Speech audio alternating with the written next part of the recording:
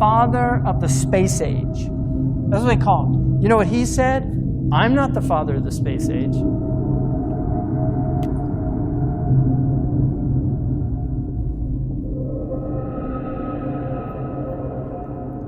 That's the real father of the space age. Okay, now this guy, who was at Cal Poly Tech, right? This guy, Jack Parsons, was openly a devil worshiper. He developed the fuel that enabled us to penetrate the stratosphere. Satellites could not have come about without this guy. In his diary that he himself wrote, he had a dream. This is 1948. He had a dream where he saw somebody that he calls Belial Dajjal. And he tells him, you are helping me. Wallahi, I'm not making this up. You go look it up yourself. Okay, so where's all this stuff coming from? Seriously, where's it all coming from?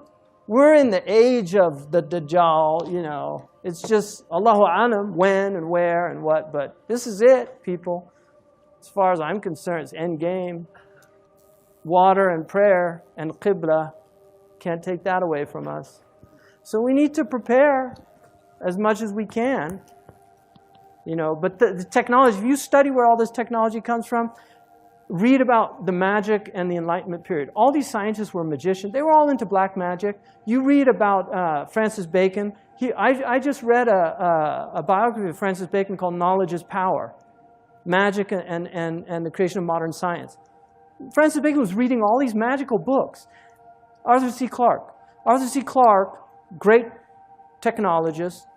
He actually has most of the patents that enabled the satellites, right?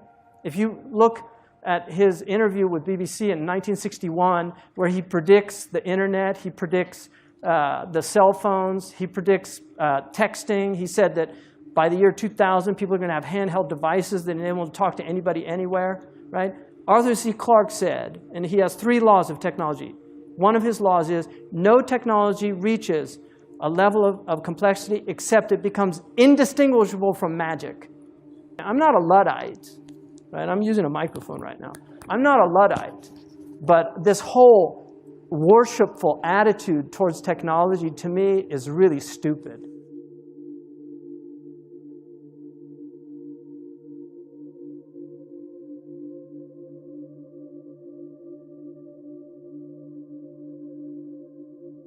The average American now spends more than 4 hours a day using a smartphone. By the way, that's what the surveys say. The real number's got to be higher than that, because that includes making phone calls, surfing the internet, checking emails, probably 115 other things, taking pictures, texting them to your brother-in-law. The typical person is obsessed. A smartphone is indispensable. You literally can't do without it. Misplacing your phone, even for a minute, is like losing a child at Disney World. It's all you can think about till you're reunited. But how healthy is this? Not spiritually healthy, you know the answer to that, of course, but physically healthy. Is it good for you to be with your smartphone all the time? As it turns out, it's probably not. Several published studies have linked mobile phone radiation to cancer. The National Toxicology Program, a government organization, found that, quote, high exposure to radio frequency radiation used by cell phones was associated with clear evidence, we're quoting now, of tumors in rats. In 2012, Italy's Supreme Court upheld a ruling that said there was a link between a business executive's brain tumor and his heavy use of a mobile phone. Our trusty FCC, though, says there's nothing to worry about. According to our federal agencies, smartphones are entirely safe. Here's the problem with that claim. When the FCC screens for phone radiation, they allow companies to test their phones from up to 25 millimeters away from a person. That's really far. The manual for Samsung's Galaxy 10 Note Plus, for example, tells users that the phone, quote, should be positioned at least 0.6 inches away from your body. Okay, but when was the last time you actually held a phone at that distance? If you're not on speakerphone, you've never held a phone that far away. You have it right up against your ear. And when it's in your pocket, as it typically is, the phone is mostly about 2 millimeters away from your body. A lawsuit filed in December against Samsung and Apple cited its own test from an FCC-accredited lab that showed at 0 millimeters, the iPhone 8 hit users with 5 times as much radiation as federal exposure limits allow. Samsung's Galaxy X8 was 3 times as high. Now, both of these companies regularly run ads encouraging the use of their phones in unsafe ways. An Apple ad shows a woman falling asleep with an iPhone touching her body. A Samsung commercial shows a pregnant woman holding a cell phone to her belly to take a sonogram. Can you imagine they did that? We should be worried about this. In this country, there's almost no public conversation about the risks of this. None. Let's hope we don't have to wait until the statistics become undeniable to talk about it. Radiation from your mobile phone may affect your memory, new research suggests. The study found that when teens frequently held their smartphones to their ears, increasing their brain's exposure to radio frequency electromagnetic radiation, it had a significantly adverse effect on their visual memory, especially when the cell phone signal was weak. Go to settings on the phone, all right, under general, under settings. Then go to about, which is at the top. You got there? About, yes? Okay. Now you have to scroll all the way down to something you don't normally see, called legal. You got to legal? All right. Now click on RF exposure. Now you can read it later, but it's basically telling you that you need to know that you cannot keep the phone directly next to your body without exceeding the as-tested exposure guidelines. All smartphones come with some information that basically says, don't keep the phone in your pocket or you will exceed the as-tested exposure guidelines. Now, how many of you knew that before today? A mobile phone and the microwave oven use a very similar frequency. The difference between them is power. The power of the microwave oven is 1,000 watts. And of course, that's power that can heat up a cup of water in maybe 60 seconds.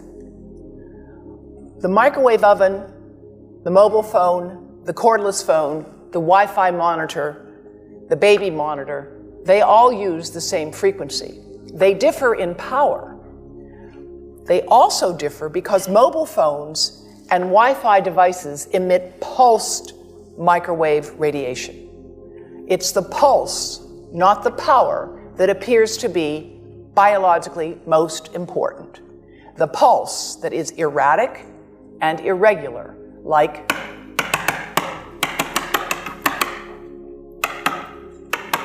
for thousands of minutes a month, for dozens of hours a week, over a lifetime, that irregular pulsed signal may be much more biologically important. And in fact, the continuous wave signals have a lot of therapeutic effects as are being applied in medicine today. This visualization from my colleague at the University of Athens shows you the variation in frequency, in amplitude, in pulse. All of these variables influence the properties a signal have and how it can affect a biological system. This is just to show you what happens in a 4-second mobile phone call. This is power density indicated here. And of course, a phone is on standby, it's not doing too much, but 900 times a minute it's looking for a signal. It says to the tower, where are you? Here I am. Where are you? Here I am. It's smart. Now, when the phone rings, the worst time for you to put a phone right next to your head is when you answer it and say hello, because it's smart and it goes to max power. They're programmed to do that. Max power. Now, it's going to go to max power, you're going to listen, and then it will go up and down and up and down. And again, it's that variation, it's the delta, it's the cumulative integrative dose under the curve over a lifetime of exposure that looks to be biologically important.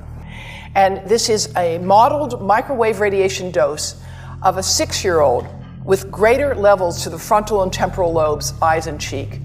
And watch this here. Now, yellow, white, and red are the hottest, all right? And if you look carefully, you will see it's going into the eye, the nose. Do it again, just so you'll get to see it. And partly into the brainstem. Now, that's just showing you that there's going to be some exposure into that area. of a young head. It doesn't tell you that there's any biological effect, right?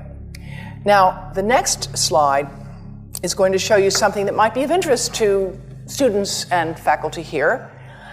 And that has to do with exposure to the reproductive organs, I think you say the testicles, and bone marrow. And look here at the radiation as it gets into the groin area. And that's just from having a mobile phone modeled into the pocket. And this is a 3-year-old brain that we modeled. And you see that by the end of that 6-minute call, the peak radiation, yellow and red, is getting all the way into almost both eyes.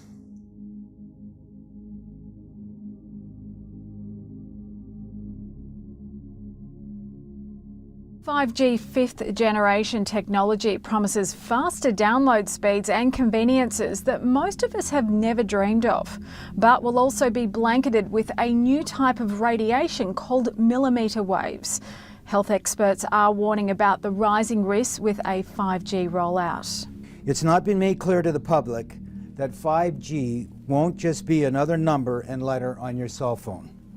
It requires an entirely new infrastructure of thousands of small cellular antennas to be erected throughout cities where it's going to be installed.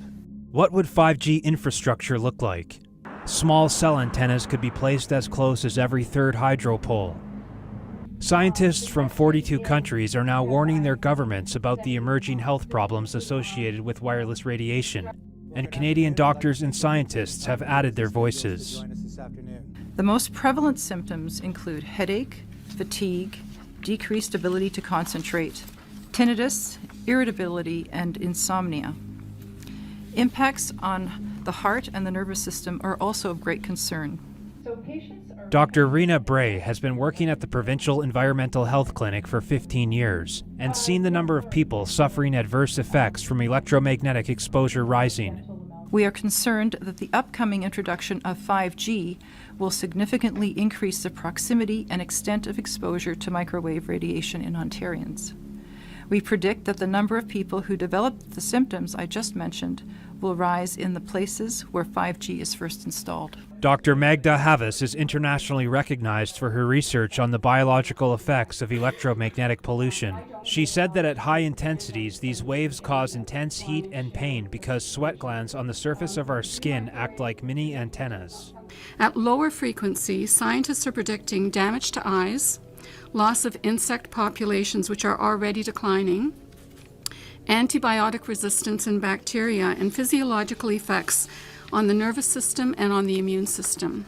Radiation from radio frequencies is classed in the same category of carcinogens as lead.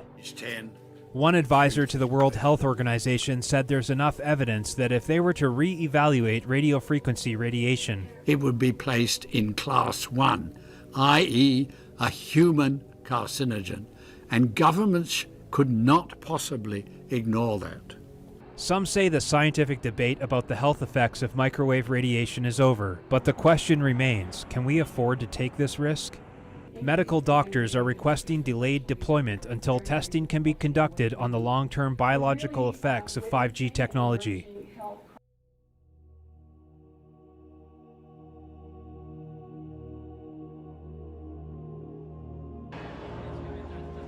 It's the dawn of a new era in China. 5G is now commercially available for the first time. The commercial process of 5G is speeding up, with more than 130,000 5G base stations expected to be open nationwide by the end of the year.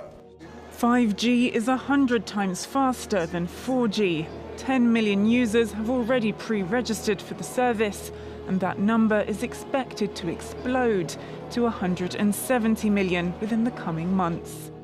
You see, it's not the technology is bad. It's that if you don't have tawfiq from Allah, your technology will destroy you. That's the difference. You see, is that when you have taqwa of Allah subhanahu wa ta'ala, Allah gives you tawfiq. When you're doing these things for the sake of Allah, Allah gives you tawfiq. And so those things become beneficial to you.